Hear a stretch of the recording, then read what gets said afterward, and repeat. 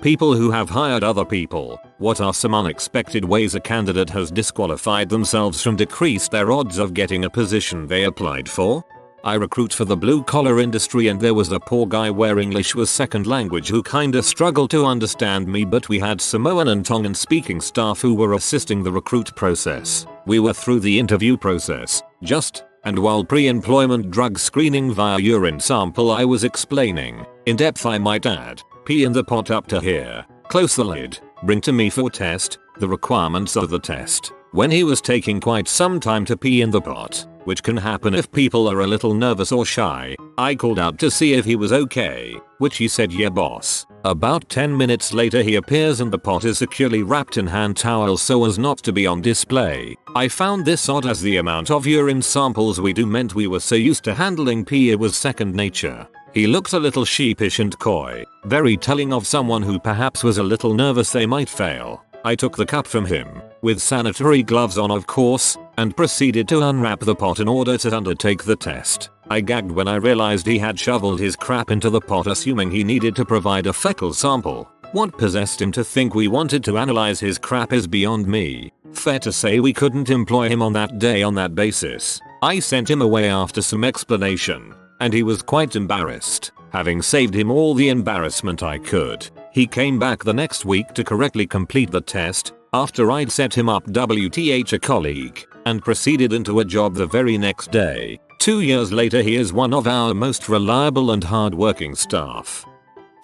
I once saw a resume that stated they were a valid Victorian. Either they were trying to say they were top of their class or that they were a genuine person from 19th century England, neither of which were true.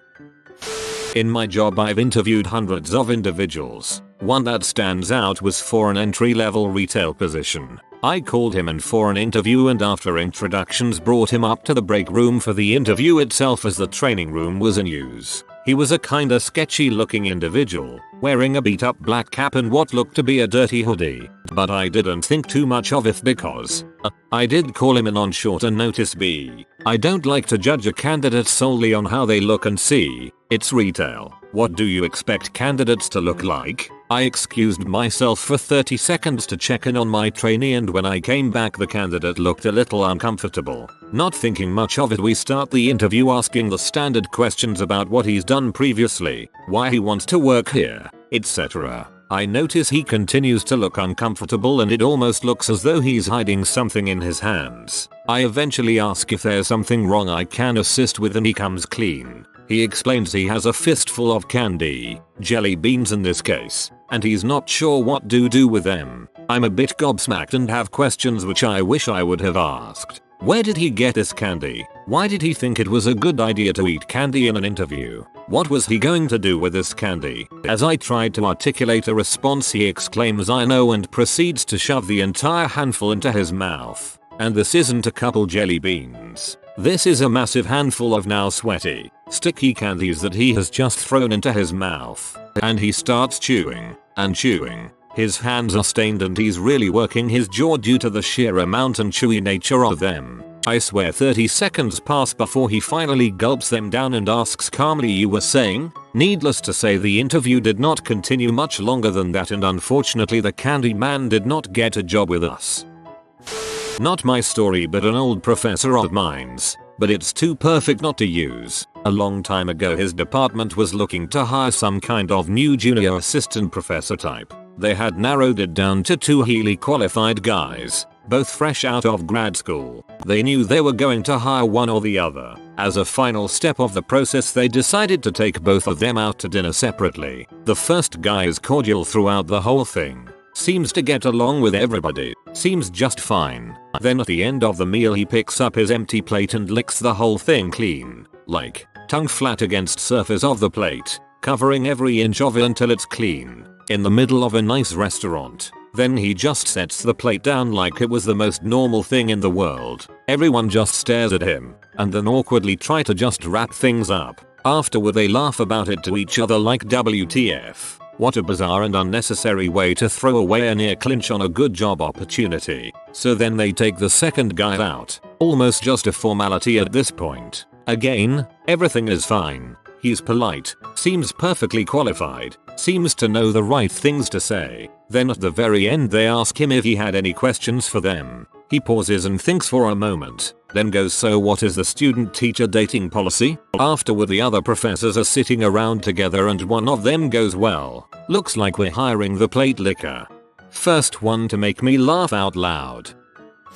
Worked in onboarding for a while. Basically just putting people that other folks hired through the hiring process. One guy wouldn't answer any of my calls, emails, or text messages. Then, in reply to emails from the hiring manager, said I hadn't attempted to contact him at all. Hiring manager sat 2 desks over from me and had listened to me leaving voicemails for 3 days. The guy promptly lost all chances at the job and he accused me of not doing my job.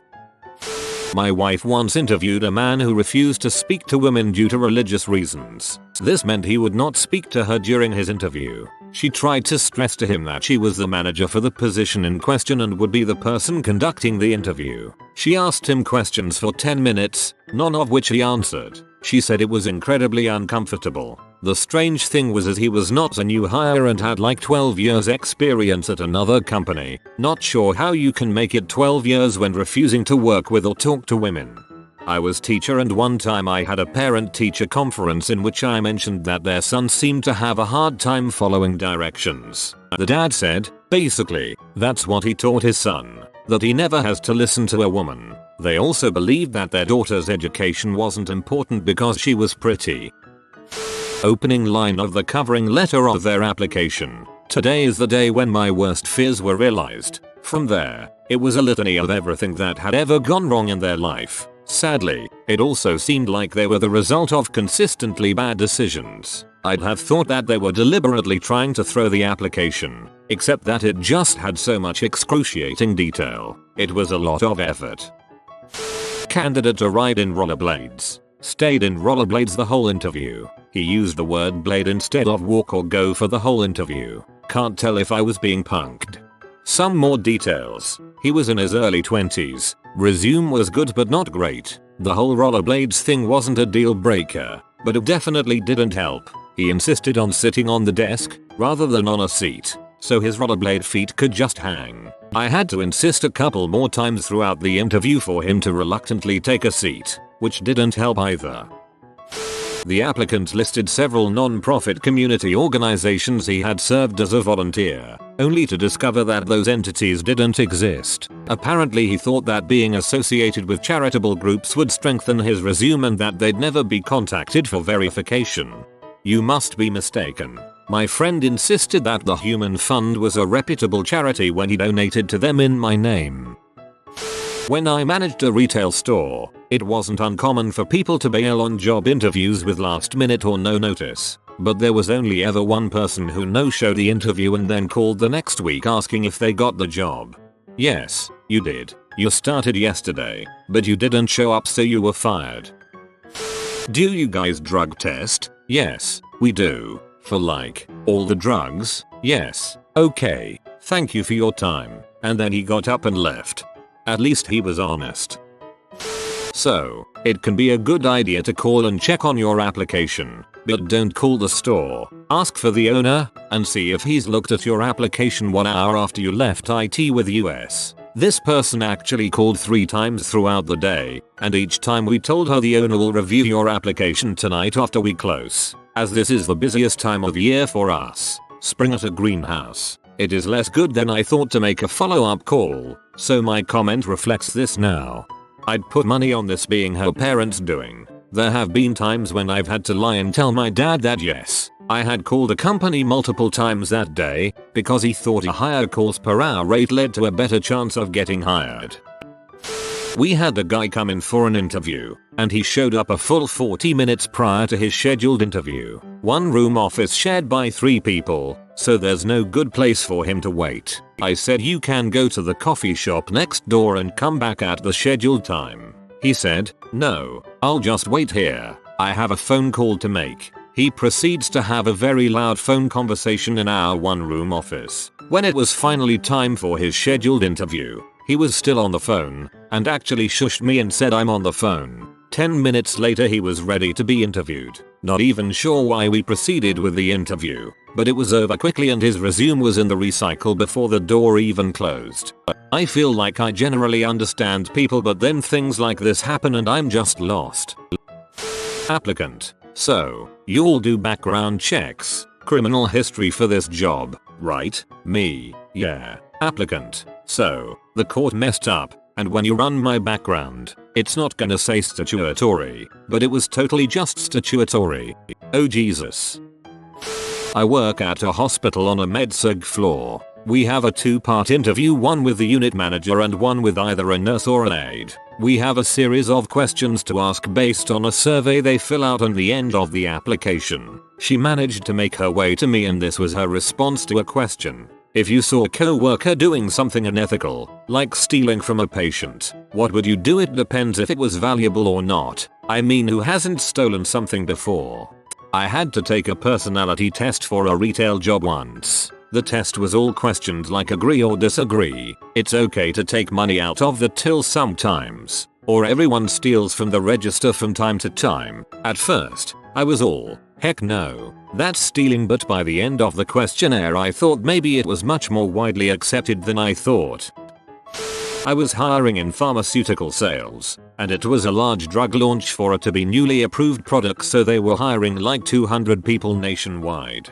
Because of this, first step was a phone screen with us, then a video interview with the hiring manager, before flying candidates out for the final panel interviews where they would meet with 5 individuals, VPs of HR and sales of each region, and sales directors for those territories. Because of this, we were very strict with the interviews and who moved forward, which means it really sucked when a guy went into his final panel interview and started doing magic tricks. Very seriously, he started pulling flowers from his sleeves, and he tried to vanish an interviewer's coffee, but ended up spilling it everywhere instead. In that same round of hiring, we also had an individual who did his video call from his coffee table. He sat on the floor, and he had someone ring his doorbell. From the conversation with the hiring manager, he asked politely if he could go answer the door in case it was an emergency. She said sure, no big deal, and the guy stood up flashing his tighty whities. She didn't say much about it when he came back,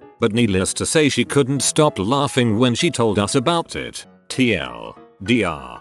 Don't do magic tricks in your interview, unless you're interviewing to be a magician. If you do a video interview, please wear all of your clothes, pants included. Fancy shirt with no pants. In recruitment we call that the clothing mullet. Doing a tech screen phone interview, and you could tell the guy was googling his heart out every time we asked a question. He would say, let me think about that for a second. The background ambient noise would cut off, and then cut back on a second later, and he'd start reading off stuff from the top Google result. I once called a guy for his scheduled phone interview and he answered the phone as if he thought I was a telemarketer. He was incredibly rude and asked who I was at least 3 times before understanding I was calling to interview him. After realizing his mistake, he wasn't even apologetic for yelling at me. It was a tense interview and he did not move forward. My boyfriend just told me the story of a new bartender they hired who got fired after one day. Why? She couldn't open a can of beer. Had a guy who reluctantly told me he used to work at an adult shop. To try and save him from feeling weird, I told him that my wife has always found it fascinating and would love to work in one. His response, well, isn't she a freaking weirdo? If I was the interviewer, I'd have to leave the room. I'd be laughing so hard. I hope there was no pause and he just said it without having to think. That would make it 20 times funnier. I once interviewed a candidate for an accounting position at the non-profit I was working for. It was early in my career and I hadn't conducted many interviews. I'm certain I was more nervous than the candidates. One applicant came in and, after introductions and shaking hands, I offered him a seat and took my own to begin the interview. When I looked up, he was standing at attention. When I asked him to take his seat, he refused and referenced his military service. I tried to press forward and engage in a conversation, but the awkwardness of speaking to a tall person who was standing just a few feet away from me only grew. In the end, I thanked him for his service and eliminated him from my list. Yep, I've interviewed former service members. They sit down when you tell them to take a seat. Sounds like the guy was either faking his military service record, disgustingly super common, or he was just kind of a douchebag. One guy cited his driver's license as a professional certification. This was for a software development role. Unless driving was a significant part of the job description, that makes absolutely no sense. I'm a lobby guard, so I don't do the interviews. However, I have had interviewers ask me how the interviewee behaved in the lobby while waiting. Most just sit there twiddling their thumbs nervously, but 9/10 times those who ask me questions about the company and or the team they are interviewing for are hired, and 10/10 times people who are genuinely rude to me are never hired. I used to be a manager where we did a lot of hiring. I've probably now hired hundreds of people and looked at thousands and thousands of resumes. A lady with an MBA applied. At first glance, she seemed interesting. Then when I googled her school, it was clearly a degree mill with a somewhat similar name to a real university. Dude told me the only reason he was applying was because he was ordered by a judge to get a job because he was years behind on his child support. When asked what the story was on his lengthy employment gap, he said he had quit working to avoid paying child support. To top it off, he clearly wasn't qualified for the position and had lied his way into the interview in what I'm guessing was some kind of malicious compliance with the judge's orders. A dude asked my co-worker on a date. During his interview, he didn't get the job or the date. The entire job was doing phone support. She said she didn't like talking on the phone. Dude stopped answering my question to tell me that wearing glasses was making my eyes dependent on glasses and I should stop wearing them. His first question, before we even started, was about our gender-based harassment policy. So were his second, third, and fourth questions, including detailed scenarios. I'm not sure if he was acting as a fetish, but either way, it wasn't great. Our male receptionist welcomed him and escorted him to the interview room, where I was sitting. He asked if we were waiting for the receptionist to return, and asked if I would make him a coffee while we waited. I explained I was the hiring manager, and he laughed at how funny it would be to have a female boss because it was so unexpected. When we started on the tech questions, she said she didn't know how to use a computer and wasn't going to learn because they were too complicated. She wasn't that old, maybe mid-40s, and it was only about 10 years ago. I have no idea how she made it in the world. About the female boss one, a female friend of mine was interviewing someone together with a male colleague, and the guy only made eye contact with the male colleague, even if he was answering her questions. People's nature comes out when they are stressed. I work in software development. As part of the interview process at my company, our candidates interview over Skype using a code-sharing website for them to complete a small and relatively simple problem to help weed out candidates who are dishonest on their resumes. In one of my interviews, I started with the usual introduction of myself, my role within the company, so on and so forth. I introduce her to the task and explain that it'll be on a code sharing website and that she'll need to follow the link I will send her to access it. I paste the link into the text window and explain to her how to access it. Some people haven't used Skype before and don't know how to access text chat in a video call. She smiles and nods and asks me when I'm done, "Will you be writing the link on the whiteboard?" What whiteboard? I look behind me and remember that yes, there is a small whiteboard behind me, and this woman was expecting me to handwrite the, not so short, link and she would read it off the webcam to type it into her browser. No, I explain, I sent you the link within Skype itself. If you'll just click. I'm forced to trail off as she reaches forward and picks up her webcam, which I'm assuming was mounted to the top of her monitor. I get a nice close-up of her eye as she peers inside the camera, then turns it on its side to observe it some more. I ask her what she's doing. Trying to find the link, she replies, dumbfounded. I once again explain that the link was sent over Skype and wouldn't appear behind me nor on the webcam. She resumes the smile and nod routine as I ask her to follow my directions to access the Skype text chat window. I ask her to wave her mouse cursor over my face until she sees some buttons appear. She takes her hand off the mouse, raises it, and waves it over the screen. I explain to her again that she needs to use the mouse and she smiles and nods again. After about 15 minutes of a 30-minute interview, she did finally discover the link in the Skype text chat, but she proceeded to type it into her browser by hand. She did not make it to the next round. I got frustrated just by reading this. On the inverse of this, I went into a job interview where the manager said, "Look, I don't really care. You are my 30th applicant in a week and everyone has failed the drug test. If you can pass the drug test, you are hired. I don't even care about anything else anymore." I passed. It was an awesome job and he was a great manager.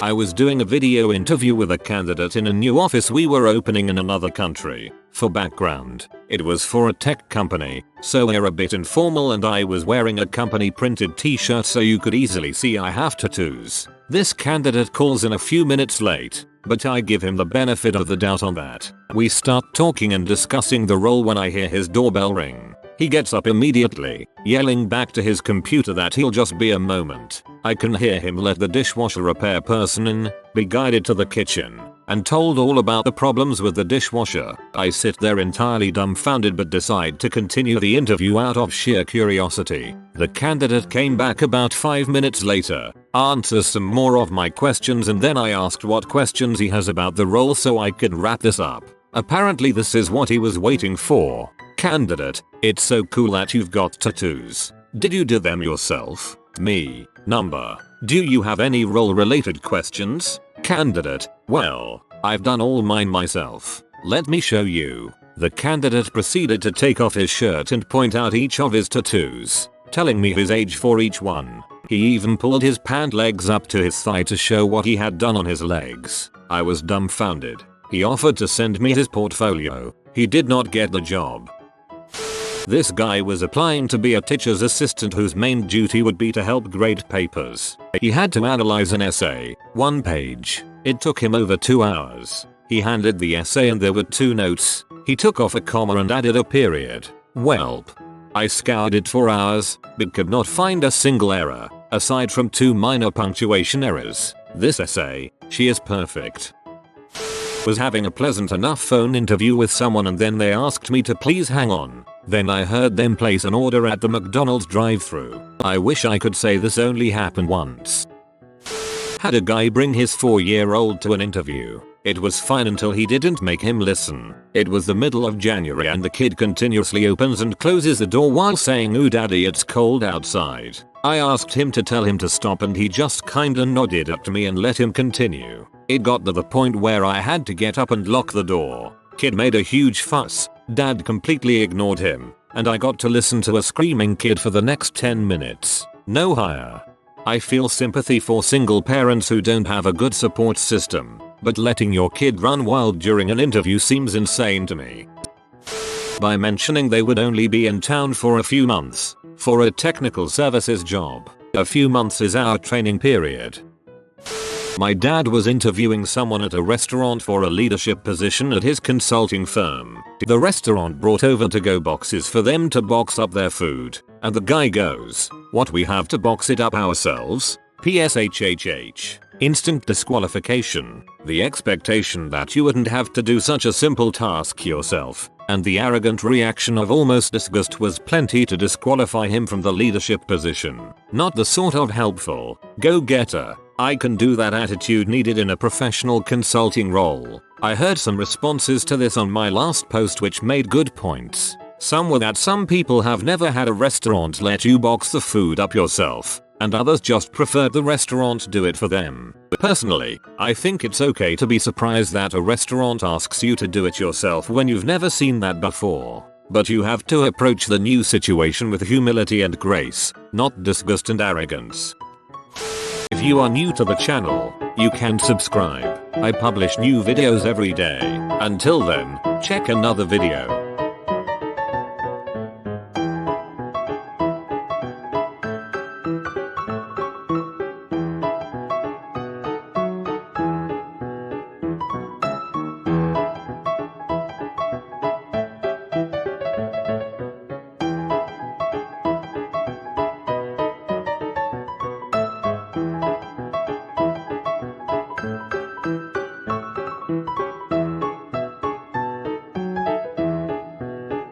Bye for now.